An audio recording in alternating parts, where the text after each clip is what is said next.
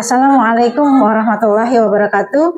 Saya Rumiatun, mahasiswa S3 Program Studi Manajemen Pendidikan Islam Universitas Muhammadiyah Jakarta.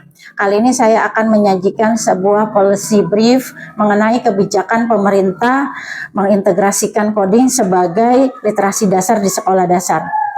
Kondisi saat ini kurikulum belum menyajikan coding di sekolah dasar secara eksplisit.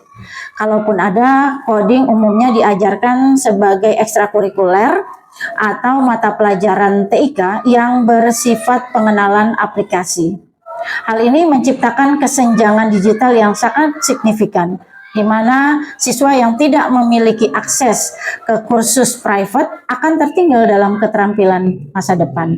Dampak lain yang terjadi diantaranya adalah kegagalan mengajarkan berpikir komputasional sejak dini. Setidaknya ada 3 tujuan kebijakan pemerintah. Yang pertama adalah mengintegrasikan coding sebagai komponen wajib dalam kurikulum sekolah dasar pada fase A dan fase B.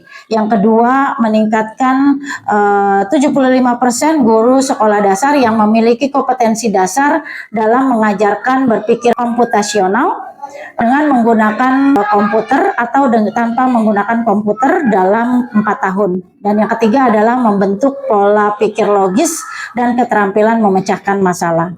Kebijakan ini berfokus pada integrasi mata pelajaran dan pengembangan profesional guru, bukan semata-mata pada pengadaan perangkat keras.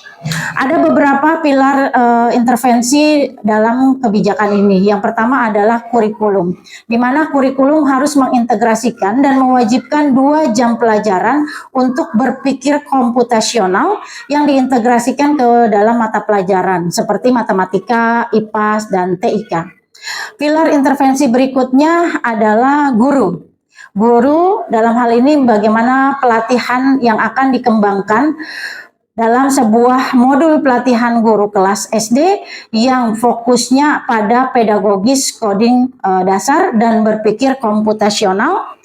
Pilar intervensi berikutnya adalah sumber daya, di mana pengadaan perangkat sederhana, misalnya robot edukasi, kemudian kartu coding fisik, dan memastikan akses ke platform coding visual gratis yang dapat digunakan di perangkat tablet atau ponsel di daerah yang terkendala infrastruktur komputer. Aktor kunci kebijakan ini yang pertama adalah Kemendikbudristek, di mana berperan sebagai regulator dari kurikulum, penyedia modul pelatihan, kemudian serta mengalokasikan dana khusus untuk pengembangan materi coding itu sendiri. Yang berikutnya adalah Dinas Pendidikan baik provinsi, kabupaten ataupun kota, di mana tugasnya adalah mengawasi, memfasilitasi pelaksanaan pelatihan guru serta memastikan ketersediaan sumber daya minimal di sekolah. Aktor berikutnya adalah guru kelas SD yang berperan sebagai implementator utama kurikulum yang bertransformasi menjadi fasilitator berpikir komputasional yang mampu merancang aktivitas coding yang menyenangkan. Dan yang terakhir adalah perusahaan teknologi dan kemitraan coding, di mana berperan sebagai mitra dalam penyediaan materi workshop, monitoring untuk guru dan siswa. Alasan mengapa kebijakan akan mencapai sasaran. Yang pertama, kebijakan ini fokus pada computational thinking, sehingga kebijakan ini memprioritaskan pada dekomposisi, pengenalan pola, abstraksi, serta algoritma yang merupakan keterampilan kognitif, sehingga tidak bergantung kepada sepenuhnya infrastruktur TIK yang mahal. Yang kedua, bagaimana mengintegrasikan kurikulum tanpa membebankan kurikulum yang sudah berjalan. Kemudian adalah dukungan industri, adanya keterlibatan aktif dari perusahaan teknologi melalui program CSR akan membantu penyediaan sumber daya pelatihan dan platform digital terkini. Dalam setiap kebijakan pasti ada tantangan yang harus dihadapi. Dalam kebijakan ini, tantangan yang pertama adalah kompetensi guru TIK, di mana kita tahu guru kelas SD mayoritas tidak memiliki latar belakang TIK, sehingga proses pelatihan dan sertifikasi harus intensif dan berkesinambungan. Kemudian tantangan berikutnya adalah kesetaraan akses perangkat.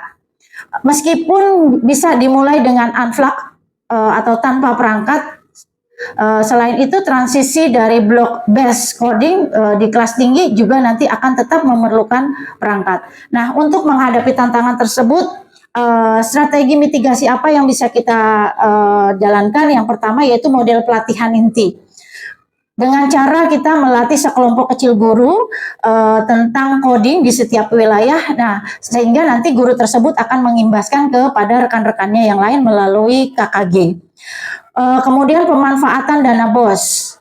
Bagaimana mendorong penggunaan sebagian dana BOS untuk pengadaan perangkat keras ataupun perangkat lunak yang akan digunakan. Dan yang berikutnya adalah kemitraan perguruan tinggi, bekerja sama dengan perguruan tinggi yang memiliki fakultas ilmu komputer, ini akan mengembangkan modul pelatihan yang lebih kontekstual dengan pengabdian masyarakat dalam bentuk coaching coding di SD.